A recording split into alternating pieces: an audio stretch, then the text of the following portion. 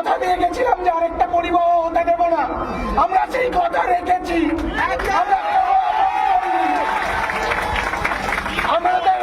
আমাদের এই আন্দোলনকে প্রথম দিন থেকে কালিমালিপ্ত করার চেষ্টা চলেছে। আজকে অব্দি, আজ সকাল অব্দি এক শ্রেণীর মিডিয়াতে বারবার করে বলা হয়েছে যে এখানে যারা দাঁড়িয়ে আছে তাদের মধ্যে স্বচ্ছতার অভাব আছে, তাদের সাথে অনেকের নাকি অনেক রাজনৈতিক যোগ আছে। প্রত্যেকটি কথা আজকে আমরা জবাব দিয়ে এসেছি। আমাদের প্রত্যেকের এগেনস্টে ম্যালিশিয়াস ক্যাম্পেইন চলছে। প্রত্যেকে এখানে যারা আন্দোলনে জড়িয়ে আছি প্রত্যেকের এগেনস্টে এই ক্যাম্পেইন চলছে। অদ্ভুত অদ্ভুত লোকেরা এসে কথা বলে যাচ্ছেন, পাশ থেকে ছবি তোলার চেষ্টা করছে, অদ্ভুত অদ্ভুত দর্শন লোকেরা দাঁড়িয়ে থাকছেন একটা ভুল চালের জন্য। কিন্তু আমরা জানি আমরা ঠিক জিনিসের জন্য লড়াই করেছি, তার জন্য আজকে এটা হয়েছে। এই জায়গায় দাঁড়িয়ে আমাদের পিছিয়ে আসার কোন জায়গা নেই। আমরা পেছনে কোনোদিন চাইনি, চাই না। আমরা চাই আমাদের বোনের জন্য বিচার, তার 5 দফা দাবি আমরা ছিনিয়ে আনবো। ততদিন অব্দি আমাদের এই আন্দোলন চলবে।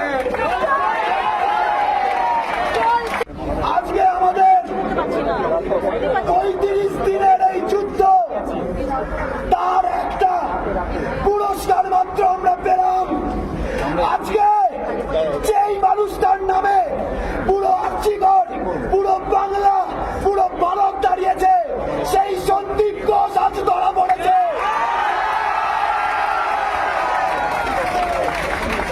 আমরা বারবার করে বলেছিলাম এই হচ্ছে সেই সন্দীপ ঘোষ যে হচ্ছে থ্রেড কালচারের মাথায় রয়েছে।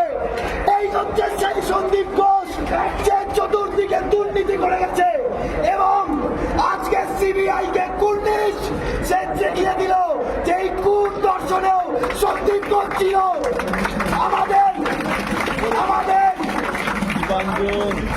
আমাদের বোনের বিচারের দিকে আমরা একটা সদর্থক পদক্ষেপ নিতে পারলাম।